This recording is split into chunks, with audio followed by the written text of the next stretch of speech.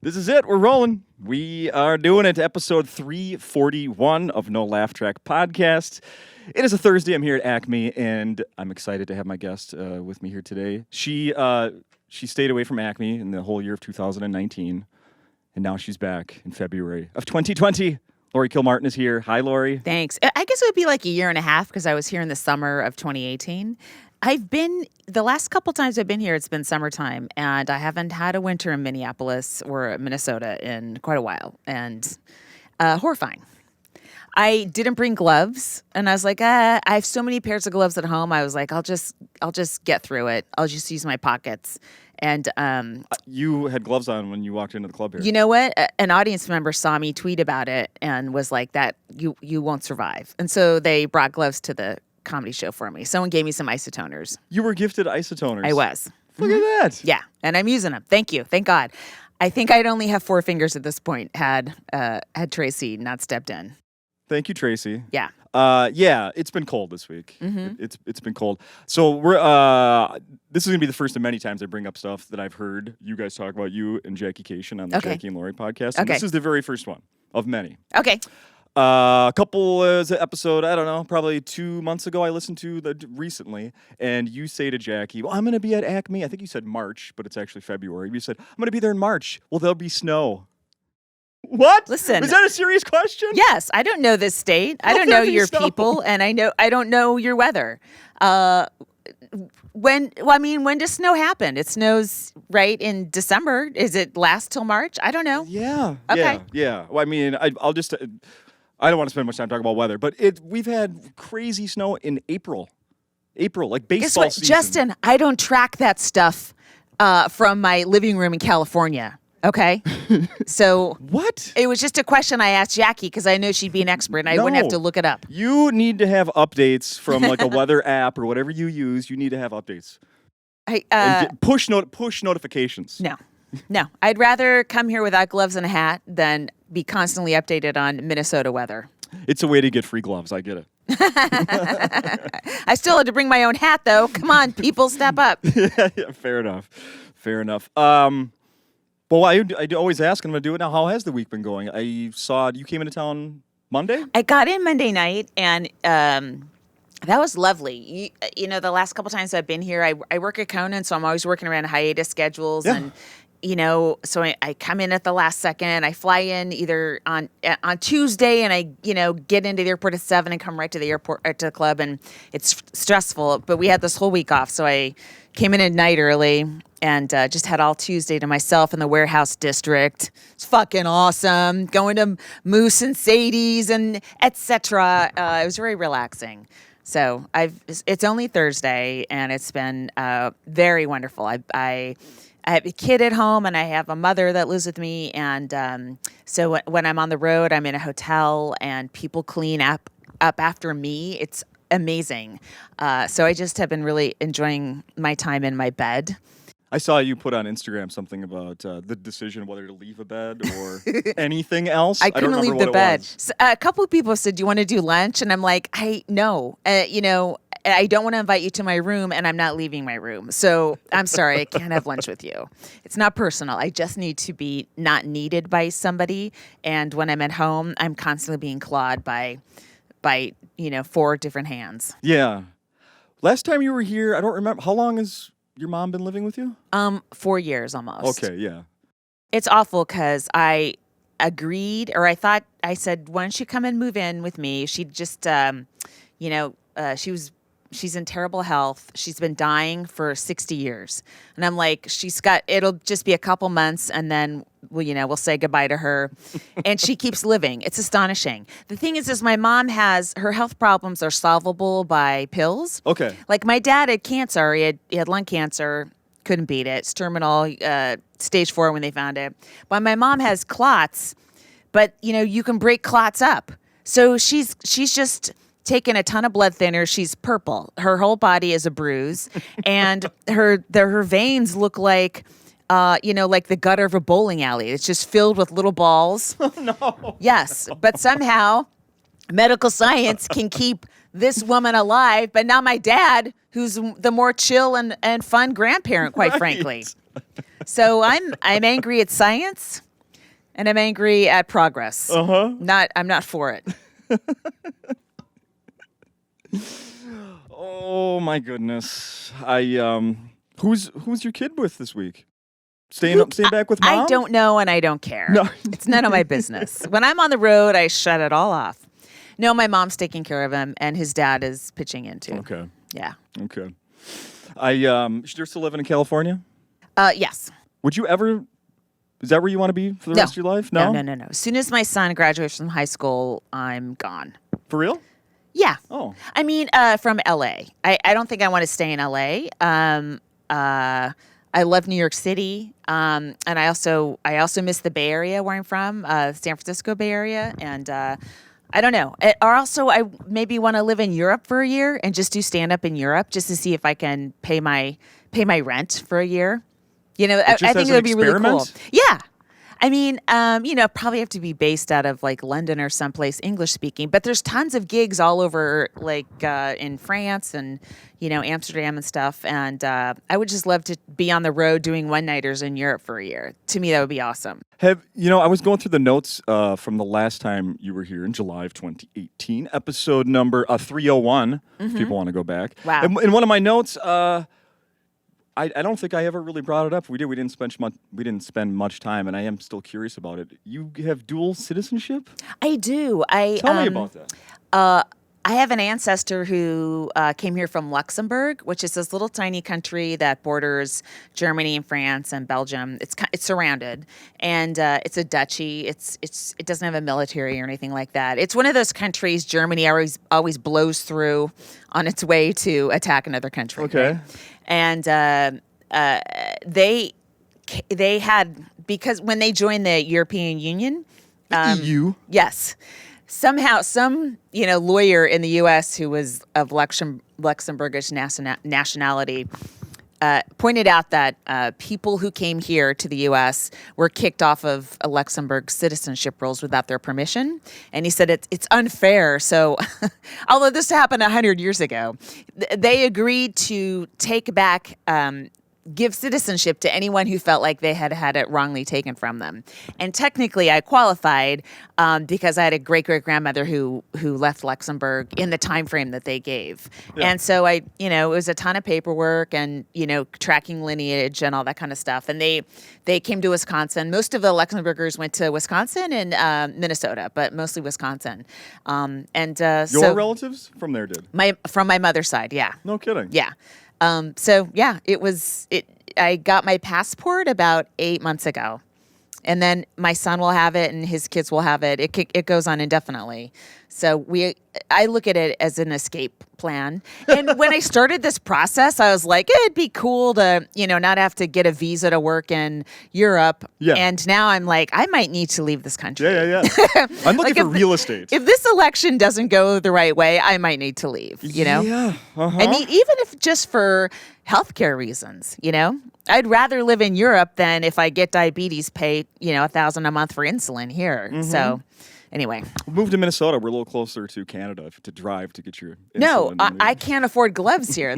Just buying isotoners every single day will kill me. I'd rather live in Europe. And what if instead of doing that post the other day where you're like, I have all these gloves at home, I have all this insulin at home, I forgot it. Wow. Would someone have shown up with a vial of insulin? I don't think so. I don't think Americans are that generous No, anymore. I don't think so. You can't. It's actually a coveted commodity. But in Luxembourg, yeah, possible.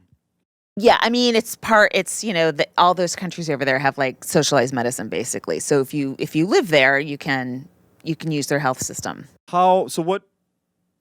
Besides an escape plan? Yeah. I mean, what was what is the advantage? What are you getting out of it? Well, currently? I wanted to be able to work in Europe and not have to apply for a work visa. And then, sometimes I guess you have to fly back to your original country every 3 months. It seems like a hassle if you're not a European. And this way, I don't have my EU passport, but I could get it. And but at the moment, I'm like cleared. I can kind of do whatever I want in Europe. How about have you worked Europe before? What if on a plane that's hijacked? Here we go. Right? Yeah. And they're looking for Americans to kill. Guess what? Let me pull out the old Luxembourg passport. Everyone loves Luxembourg. Okay, it's a tax haven, and they take in refugees. It's a gorgeous, good little country. They would never harm a Luxembourger. So I'm thinking of hijackings and diabetes in my future. Luxembourger. That's right. That's right. My sovereign is Grand Duke Henri and his wife, Grand Duchess What? Sophie. Yes. What are these? I don't have a president at the moment. I don't feel I have a president. I am a sovereign. My sovereign is a Grand Duke in Luxembourg. That's who my leader is. So, like in the United States, some people refer to the current president as 45. What is it in Luxembourg? Like 400 something or probably 20? Yeah, definitely. What is it? It's a very long lineage. Okay. Yeah. I should know that. I should know more history.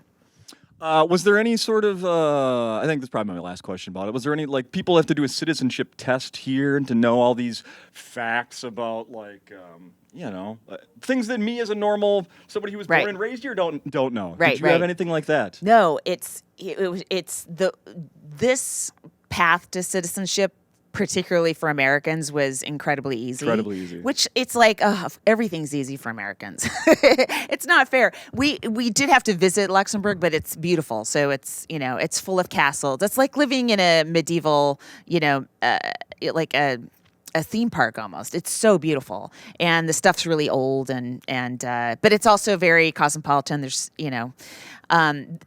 the people, I ran into some Yemeni refugees, and they have to learn Luxembourgish, which is a language only 4 farmers speak. And they have to learn, I think, French or German. So, I mean, for regular refugees coming there, they have to do a lot more work than us Americans, which hardly seems fair because they actually really need to live there, and the Americans are we okay? Hey, Brandon, should we be concerned someone just fell off the table here? Right. Sounds I'm good. not concerned. I think it's fine. I mean, not we, but you. One other thing I had in my notes, actually, was something I wrote, like Luxembourg, 3 languages. So that's what it is? Luxembourgish, German, and French. That's what they speak there. Okay. But again, Luxembourgish is like very localized. Okay. It's almost like you'd have to learn to speak Navajo to become an American. Like, okay. It is the original language, but not many people speak it. Oh, my. Wow. I wish somebody would do that. That would be great if people had to learn a Native American language, including white colonizing Americans. That's what I'm saying. Yeah. Yeah. Wow, that would change your perspective on this country if you were doing that as a kid. So I told you before we started recording that I didn't make it, but I did get to hear your set from Tuesday. And I don't want to I'm not going to sit here and be like, oh, and I love your joke about this, and then make you repeat everything. But you do talk about something about, how do I say it? A second language, about how you want your son to know Spanish. Yes. Right? Mm-hmm. And I just had a conversation with somebody about that the other day. I'm like, I have, since last time I saw you, I have another daughter. I have 3 daughters now. Congrats. 13, 11, and almost 6 months. Oh my God, what a wait. Huh? What a wait. That's, you took 10 years off? Your wife took 10 years off? Well, I got a different wife. Oh, I see. Got it. Yeah. No more questions from me. No, but Understood. Feel free.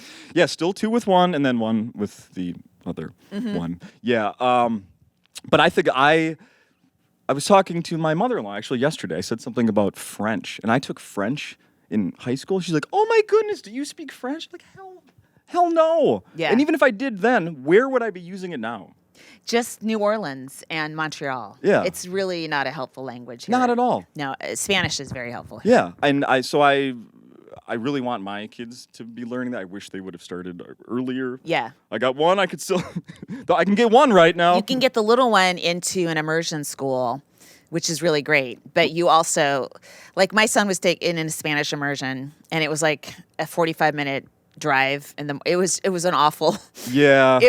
I did it for 3 years, and then I couldn't do it anymore, and I wasn't getting any help from the other parent that I was promised. So I don't mean to litigate that again, but and the Spanish was getting advanced to the point where I wasn't going to be able to help with homework. Yeah, I was curious about that. Okay. Yeah, so I pulled him out, but his accent's perfect. So whenever he does study Spanish again, it's in his brain. Okay. You know what I mean? Because he had it for K123. Yeah, this is why I'm not very good with homework. Are you saying K? K123 4 years? Yeah. I just think I don't know. I don't even know why I brought that. It was just I love that. And I think I wish I knew a second language. Yeah. I just sold something recently on eBay. And the guy, I sold some baseball cards. The guy that came, no, it wasn't eBay, it doesn't matter. It's Craigslist. So a local guy came over, met me in my garage. I sold him the baseball cards. Yeah, man, this sounds like a murder about to happen. And Glad well, everyone's he okay. never left. He's still there. It was 2 months ago. And he was deaf. Oh. And we couldn't freaking, like, we were texting each other before he got, or, emails and texts before he got there. But then he gets there and he's like, points to his, I just felt like such a jerk. Like, I want to be able to communicate with you. And we're just like, well, I'm trying to mouth things. Like, Again, I mean, sign language, I think that's also a great language to learn if you, have deaf people in your life. Yeah. Right. But I don't think you need to learn it for one interaction on Craigslist. That's quite a commitment. And you need to look at your priorities. I have more baseball cards to sell. Oh, I and see. No one wants them, but maybe him. So. Okay. Well, maybe he'll spread the word via text. Have you ever done a? I'm sure you have. There was an article I read that was going around online last week. It was a thing about comedians performing with a sign language interpreter next to them. I haven't seen the article. Okay. Do you have a history? Like, have you done that at colleges or any certain shows? I don't call for it. I mean, but maybe they'll supply it. No, when you're at a venue that has that sort of empathy for potential audience members, then yeah. I mean, But you'd be interested in reading this. I'll give you the quick version of it. It was interviewing these people, and like they get fucked with. Yeah. And then they have to translate it. Right. And like then other comedians have come into like I'm gonna get them to say all this crazy stuff, and they're gonna be forced to do it. It's the first time you do that, it's fun, but then you realize, oh, that's what every comic does when they have a translator. Yeah. So now I'm just a hack making somebody say fuck. Yeah, because I had, it doesn't matter who it was, but there was somebody that's been on this podcast that I talked to them about doing that exact thing like a year or so ago. Mm-hmm. Comedian had a special, and that happened, and he did that. He fucked with them. And I'm sitting here like laughing my ass off, like, this is so funny. And then I just read this article last week. I'm like, oh, yeah, like what you just said. It's not a hack. It's not shitty. Yeah. Yeah. Yeah. But I mean, the first time is fun. You got to do it the first time. It's hack for me because I've seen it done a million times and I've done it. But, it's like your first dick joke. You deserve to have the fun of telling it. And then you realize, I don't, maybe I can write something else too. Yeah. We should talk about the fact that we're doing a podcast right now, but this isn't the only one you're going to be doing here this week. I know. Too many podcasts. Look at your reaction. Too many podcasts. What the hell? Too many podcasts. You're going to do the Jackie Laurie Show here. We're doing it at 4:00. Yeah, Jackie insanely decided to fly out. She has family here, so it's not too insane. It makes sense. She's probably going to do a dad check as well.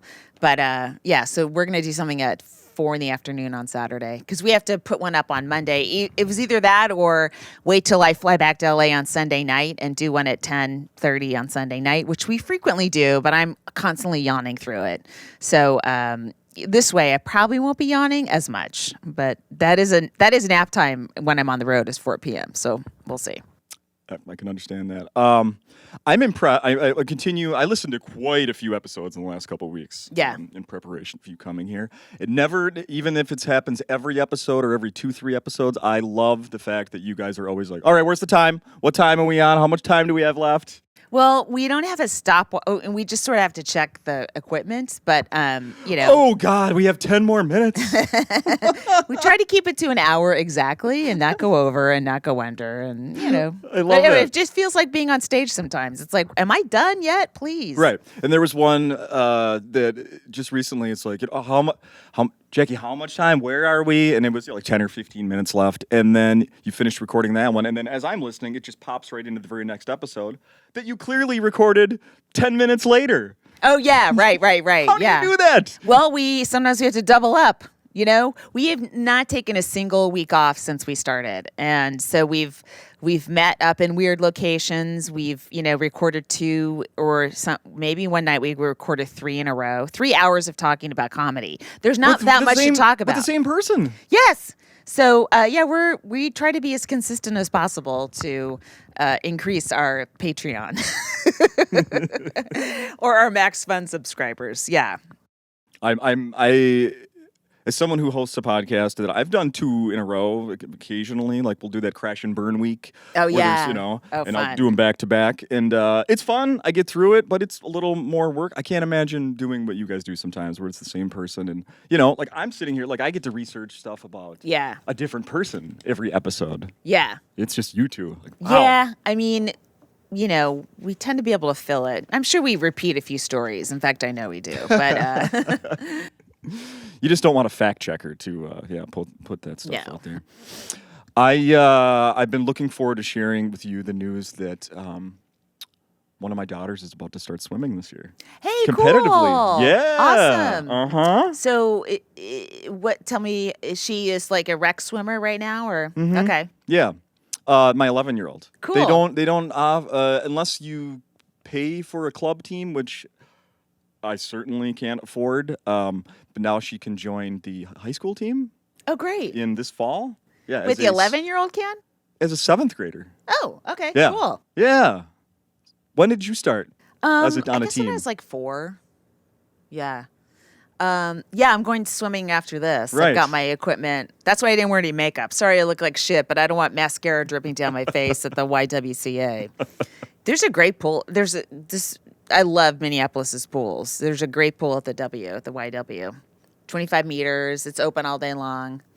What's the most you've paid to go swimming on the road? I think the San Francisco Y both cost $20. For a day?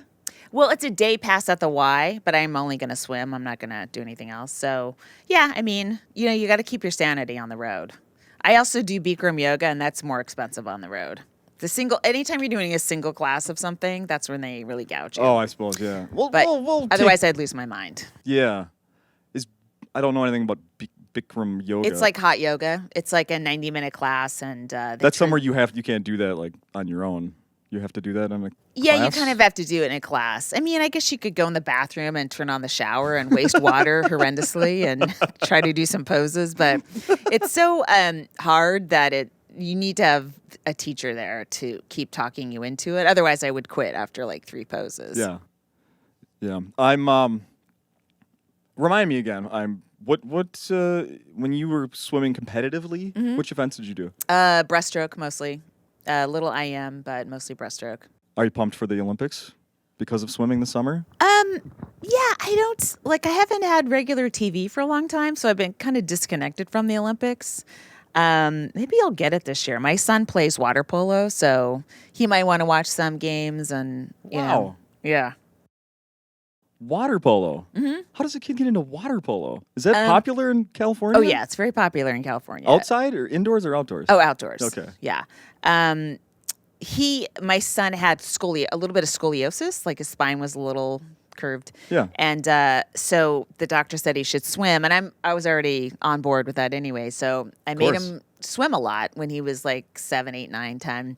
And I made him swim so much he hated it, but it did fix his scoliosis. So I'm like, look, I won. I don't care if he hates swimming. I won. And he didn't want to be a competitive swimmer, but he did fall into water polo, and he really liked that. And so to me, it's similar in that it's using his back muscles equally, so it's going to keep his spine straight, and he likes it, and he's good at it, so it's cool. As a mom of a athlete participating in water polo, how was that to watch? Oh, I don't watch it. What do you mean? He doesn't want me watching his workouts. He'd be mortified. But when they have don't they play other people? Yeah, every or once in a something? while. He was on a rec team for a while. He just joined like a bigger team that's like $200 a month, and jeez, I know swimming used to be a cheap sport. I mean, I'm sure it's cheaper compared to figure skating or something, but that's anyway. He hasn't done a game yet because it's February, but okay. I'm sure I'll go to a game, but I mean, they start at like 7 in the morning and they're like an hour's drive away. I don't know. We'll see. They're not. Are there water? They're not. Or you don't know. They're not water polo moms and dads. That Yeah, are there like, are. I mean, if my son makes the Olympics, I will watch that for sure. But I'm not sure I'm going to go to Anaheim. You'll support that? That's yeah. That's great. Are we building another condo nearby? Oh my! Tell them we're here and we'll let them in. They only have to knock once. Wow, that is some aggressive hammering. Use the doorbell. It works. That sounded like it was coming from the kitchen, possibly. I don't even know what's on the other side of that wall. Maybe a heckler was trapped there several weeks ago. And they're trying to get out. So let's talk about that briefly. I got to listen to your set from Tuesday, and you posted a clip from Instagram about you have a joke you're doing about dogs. Oh yeah, and it's about dogs. I don't want to get into it. No. Most of it is crowd work, and then I have a Yes. joke at the end. Yep. But the crowd work's always different every night. That's the fun part. And so this lady got really upset because her dog was dying, and so she stormed out really slowly. It was like the longest walkout ever. And then I told her, I said, I hope your dog dies. And the crowd, the crowd loved it because they crowd hated her, and by extension, her dog as well. So they hated all of her pets. Oh, it's so funny how life works because just a strange coincidence. My mom's dog isn't dying, at least I don't think, but she came over this morning to help watch the baby, and she's like, yeah, I was up late. I didn't get hardly any sleep because her dog was making weird noises last night. So Why? I don't know. She calmed it down and it stopped. I wonder if there's a ghost in her house. Do you know Karen Rontowski? I know that name. She's a comic, and she also is a ghost hunter. And she does tarot cards. She's all into that world. Do you She believe? should visit your house. She should work at Acme, but she's also visit your house and see if your mom has ghosts at her house. They've lived in that house for like 30 some years. So these ghosts have taken a long time to expose themselves. Well, ghosts aren't going any. I mean, they've got nothing to do. They can take naps for decades and then wake up and, scare 30-year your dog. dirt nap. Sure. Yeah. Now I'm going to awake. Do you believe in ghosts? No. No. Tarot reading? Would you go to one of those? No. No. All right, everybody. Hold hands. I'm not touching you. I don't think that's a tarot reading, right? Oh, that's the crystal ball. Well, no, they do that too. Do they? I think so. Yeah. I don't know. What do I know? I mean, if I were, I'm watching Outlander right now. So if it was like the 1700s and I didn't have an iPhone, I didn't have anything to do, and someone's like, hey, let's do a tarot reading, I'd be like, okay, here you go. Here's my hand. Here's my cards. Tell me whatever you want to tell me. But I could be distracted by things that are logical now, and I don't need to be distracted by magic. Fair enough. How's the writing gig going, Conan? How many years has it been? 10 years. Jeez Louise, that's congrats. Yeah, thanks. It's rare in late night. Yeah. Or it's rare in the writing world. I think late night can be a job that once you get, you get to have it for a while because you get in the rhythm of it, and it's hard to find people that can jump into the rhythm of it. And so when you do, you sort of keep them. And Sure. I mean, also a lot of shows just don't last that long. right. Oh, that too. Exactly. Yeah. Yeah. No, I jumped onto a ship that keeps sailing. So Yeah. I'm pretty happy. Conan's the best. What's the biggest change since you went to a half hour for you? Any changes? Yes. The monologue is shorter. Yeah. They would let one of the monologue writers go. So it's just myself and Brian Kiley. So it's a little more, and the monologue is more about one topic, which is a little harder. It used to be, we do like 10 jokes, so it's 10 topics, and at least 2 of the stories were just silly, ridiculous, Yeah. Stuff about squirrels or whatever it was, like a Florida guy running into us. Florida man. Exactly. And now they tend to be, 2 or 3 jokes about the same topic. So that can be a little tougher, like there's stories you're like, oh, we can't do that now. And it's like, oh, even though this is a fun, dumb joke, we don't really have time to do it. Sure. It's just like 2 or 3 jokes, and then, get onto the sketch. So, it cut our workload, but it made our workload a little more intense too. Are the same amount of same amount of works that you week or weeks that you work? Yeah. Either of those? Yeah. It's the same. Yeah. Okay. And then you're hosting some sort of podcast for them. Oh yeah, I'm hosting. It's called The Best of Stand Up from Conan. Yeah. And it's the digital team.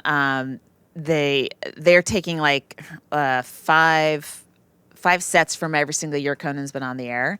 And we sort of listened to them, and I was just supposed to intro them, but I'm like, I listen to the sets and I sort of give my thoughts on things, if the audience sucked or, things that seem like they went wrong or went well or whatever. And it's kind of cool. Like the first season, Norm Macdonald was on the air, did Conan, and no one knew who he was. He hadn't gotten Weekend Update yet. So it took a while for the audience to get into him, but they liked him at the end. And then the next year, he had just gotten Weekend Update, and as soon as Conan said his name, they were screaming, and he just murdered. It was just so interesting to see what fame can do to just a set within 1 year. For sure. Yeah. That's really cool. Yeah, Ali Wong's been on this podcast. I love Ali Wong. There's an She's example. so funny. Yeah, she's so funny. She moves funny, and her voice is funny, and her point of view is funny. She's very fun to watch, and she's a great writer. Yeah, she's great. I watch her when she dances around in her living room with her kids on Instagram. That's I don't even know why they're entertaining, but they are. Yeah, sure. Let's see. What else should we talk about here? Oh, I didn't want to leave here today without saying how I'm outraged, but here's one of the things that I was going to bring up that has come up on the Jackie and Laurie show. Jackie Kashian sleeps in a full-size bed with her husband. I can't believe that. It's too small. I can't even look at her the same. I sleep in a queen by myself. It's not big enough. Like, the fact that you'd have another person in a smaller bed is outrageous to me. Yeah. We recently upgraded in the last year or so to the king. Yeah. Which barely fits in our bedroom. Doesn't matter. Doesn't matter. Yeah. Oh, my God. You're there to sleep.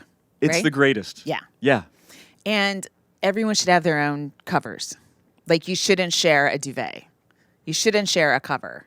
You should each have your own queen cover. Interesting. Yes. You don't worry about how it looks, when you make the bed. Oh, when you're sleeping. Do the what? Make the what? You don't want to pull a cover and then someone pulls it off you. You shouldn't share a cover. It's ridiculous. Yeah. It's a dumb old habit. In the old days, at least on television, married couples slept in separate beds. Yeah. And they knew what they were doing. And somehow they pushed it together and made everyone on a double, sharing pillows and covers. Awful. When I was a little kid, we would go visit my grandparents, and they had separate beds in separate rooms. Yes. And at one point, I thought that was like common for It half the should be. population. It should be. I've never met anyone since. Like those people that are, we've separated and I'm looking for a new house. Like, that's the only people. Yeah. My grandparents were together until they died. It wasn't because they hated each other. No, but they needed to get away from each other. Yeah. Your grandfather was awful and your grandmother needed her own place. And it's time for you guys to accept that about him. You knew them? Yeah. That's wild. Let's see. How are some of the other things here? I'm just going to go through my notes here. I found out from your podcast that Lisa Lampanelli retired from comedy. I totally missed that. Since then, I've gone and searched that, and apparently she had made a announcement of that on the Howard Stern show. I guess so. I missed it. Yeah. I didn't know anything about that. Yeah. I was as surprised as I guess you guys were talking that people Yeah. retire from comedy. I'm so envious. Yeah. I mean, tell me how you do it. I remember when I God. worked on the the radio show I worked in here in the Twin Cities, and the height of her popularity. Yeah. She was coming to the Twin Cities to do a show. So she was on the radio show to promote it. And she was, like, her 10-minute segment was the typical, the blacks and bitches and the blacks and the whites. And then the segment, she kills it. Yeah. It's super funny. Segment ends, she hangs up. 5 minutes later, that was at the time where my job, I answered the phones on the show. Phone rings 5 minutes after she's on. It's her. She calls back, I'm like, hello? Hey, it's Lisa. I just want... And that woman who was on the air going, the blacks, was totally gone. And it was, hey, I just want to say thank you. I mean, that was just a fantastic, just like the most polite, sincere, like, I didn't catch there's no hint of that smartass that we just had on the radio. Yeah, I mean, I think it's really tough that's a character, right? Right. And when you do a character, it's got to be something you can commit to long term, right? And that is particularly, you really can't. It's just not going to work. I mean, it might work with her audience still, but it's going to get diminishing returns, and then it just becomes exhausting. Like Emo Phillips, I think is a character as well, but he can just keep. There's nothing all he has to do is talk like that when he performs. That's fine. Mm-hmm. But I think with her, I mean, I could be wrong, but I know her. You know, she sort of developed that character and it took off. And I think that's got to be exhausting. And when I hit the stage, most people don't know who I am, so they don't know what to expect anyway. So I set the terms pretty quickly. And now when she goes anywhere, what people expect is what you just said. And maybe she doesn't want to do that anymore. Yeah.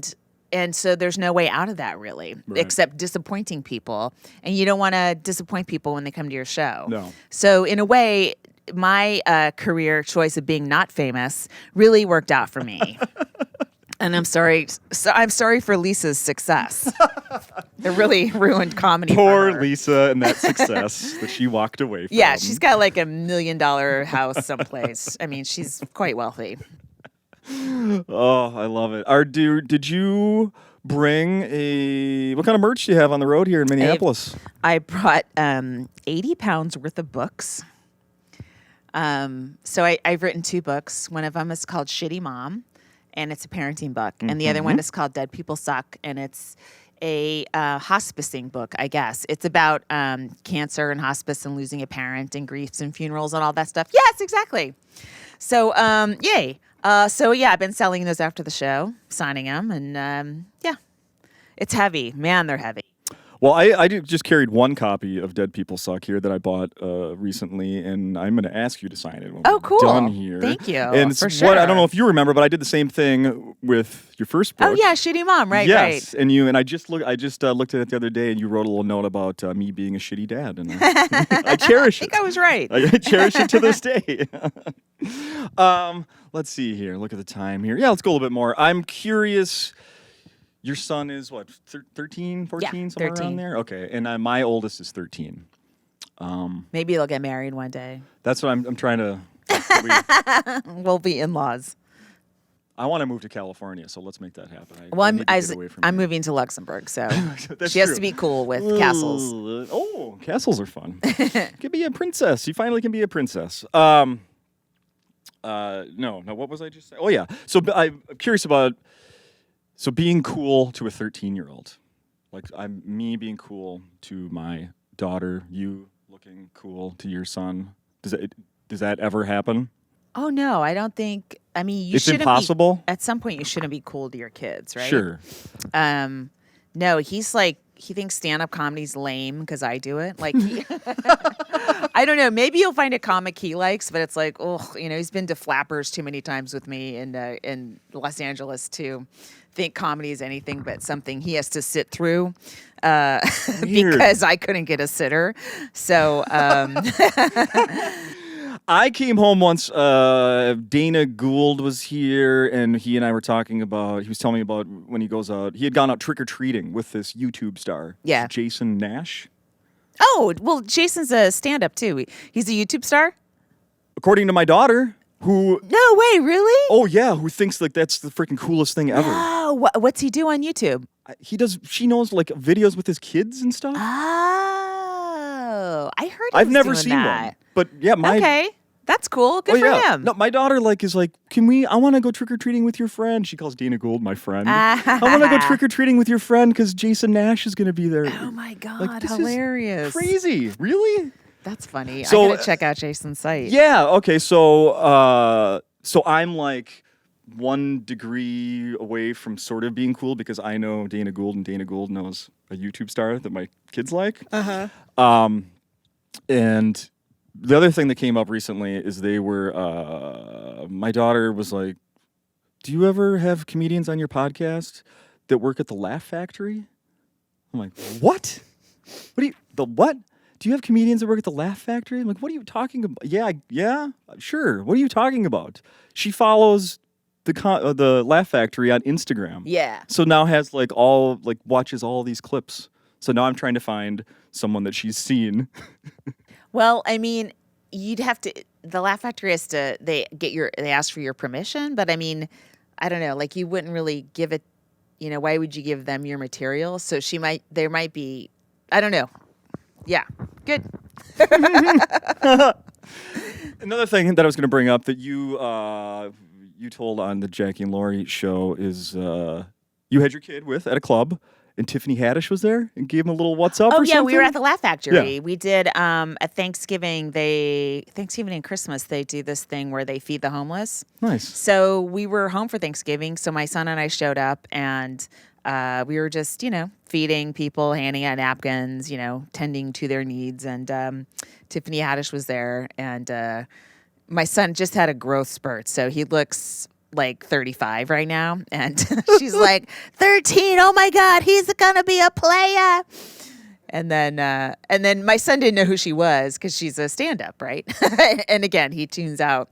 But then we drove by a billboard she was on. I'm like, that's the woman that said you're going to be a player. No way. Yeah. Oh, now he's got to be telling everybody. No, he's honestly, he's so into anime. Like when real people talk to him, it's very disturbing to him. But if, say, a cartoon character were to somehow come to life, like Naruto or something, he would be incredibly excited. Yeah, he's no interest in people, just drawings.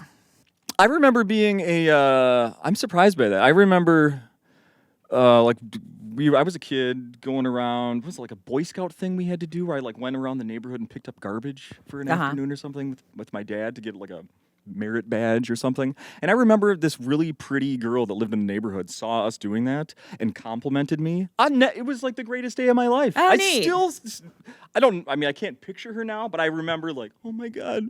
Like I was, 10 or something, and this pretty older, she's probably a teenager, and to me I thought she was 30.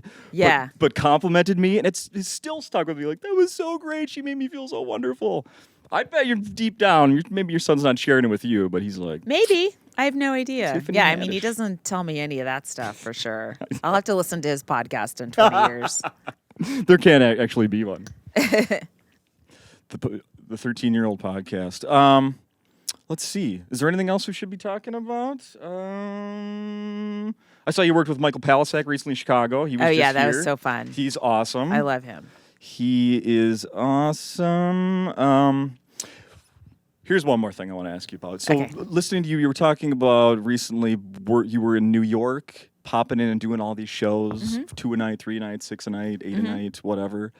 How is that compared to you're here at Acme doing a whole week where it's all your hour to finish? It's your headlining gig and you get to do everything you want. Yeah, I mean, it's super different. There's more time to screw around. Like in New York, the sets are really short and they're one after the other. So, you don't go long. You do your 15 minutes and then you hop into a cab and go to the next one. So you're sort of, it's you have to be really. If you have a lot of sets in one night, like 6 or so, you have to. For me, I have to come up with a set list and not stray from it because it'll start to feel like, I did this joke already. Yeah, I did. That's okay. On a different show. Sometimes you're in the same room over and over again, like 3 times in a night. It just feels like deja vu. So Sure. you really have to be really strict about it. And it's it's just very different. Here you can stretch out and mess around and stuff like that. So they're both very valuable experiences. How close are you to having an album? I recorded an album in October, and I have to listen to it and pick tracks, and I just am postponing that. I'm sort of reluctant to put so much material on an album until I have enough new stuff to replace it, because I don't want to be going to a club and again, maybe people don't listen to comedy albums or they don't buy them. I don't really know. I'm in my head. I'm thinking everyone's going to have my album and they're going to be reciting jokes along with me, and I don't want that. So I'd rather wait until I have, maybe at least 20 more minutes that's new, that's not on it, Oh, okay. at least. But and also, it's just hard to listen to material. It's hard to listen to sets. It's really hard for me to listen to stuff, Sure. So anyway, it's going to take forever for me to get it out, is my point. So when you're here a year from now again, will you still be saying, no, I recorded in October of 2019. And I Probably. still need to listen to it. Yeah. Really happy with it. Still need to listen. Get it out there. Yeah, possibly. Yeah, possibly. Yeah. Nice. Depends how fast I write. And I'm Nice. not a fast writer, All right, looking over my notes. I don't know. We could go on for on. There's here's one more thing. The other thing I saw about Conan, they're gonna do a web series. Meet the Conan staff. Do you have anything involvement in that, or what do you know I about think that? that's scripted, which means it's actually not the staff. Yeah. Yeah. So but there's like different arms of Conoco that I have no idea exist. So that's one of them. Yeah. Just listen to what you just said. How much has that changed in the 10 years? Like different. Yeah. Well, I mean, he has. How much was Conoco 10 years ago? I mean, how big was? It was the show, I think, Yeah. and now It's like 8 podcasts. There's podcasts, and there's scripted podcasts, and there's just talking podcasts, and there's digital stuff, digital shorts, and then there's the part of Conan where they're putting all of the late night shows and TBS shows on one site, so you can see all the old sketches going back to '93. Oh yeah, I heard. So that is Yeah. happening. Yeah, it's happening very slowly because they have to. There's copyright stuff, right? Well, no. NBC let them do it, but there's a lot of like jokes that flew in 1994 that are not going to fly in 2020. So they have to be. Everything has to be watched, and then people just go, all right, are we gonna? It's a joke about Kirstie Alley's weight. Are we going to have that in our archives forever? Or not? Yeah. And so it's stuff like that they're taking out, I think, where, comedy, I'm not defending any jokes making fun of women's weight, or whatever, but comedy does reflect what's acceptable at the time. And at the time, all across the late night show, Letterman made fun of Oprah's weight. I mean, Leno did the same thing. I mean, that was just sort of, considered okay. And, it's not now. And so I think they just don't want that to be, included in the legacy when really what I think Conan's really all about is like this incredibly silly, timeless stuff that's so funny and dark and weird and you can tell it came out of a 12:30 at night mind, Yeah. Uh-huh. So I think they're curating that a bit, not just throwing everything up, which is I think that's good. Yeah. I had read something about the music. Oh, that's a separate thing. I mean, you can't have the music online. That's the other thing. The bands, you'd have to pay massive licensing fees, I guess, to record companies or whoever owns a song or something. So there's a lot of band stuff that you can't see. But I think that goes for everybody almost. Yeah. Like all the shows. I think they can keep it online for a certain amount of time, then they have to take it off. And then people put it up on YouTube, but it's once a record company finds it, they'll take it down immediately. Right. Well, let's put a bow on this thing. People need to come see your podcast on Saturday. What time are you doing it? 4 o'clock. 4 o'clock here at Acme. Today is Thursday. You're going to get this posted online, and people can come to your show tonight. Yeah. 2 shows Friday night. Yeah. 2 shows Saturday night. Yep, the usual. Of Laurie Kilmartin doing Thank you. stand-up. And please come back in a year so we can do this again, and I can update you on my daughter's swimming career. Cool. I can be a proud swimming dad. Sure. All right. Thank you. Thanks, Justin.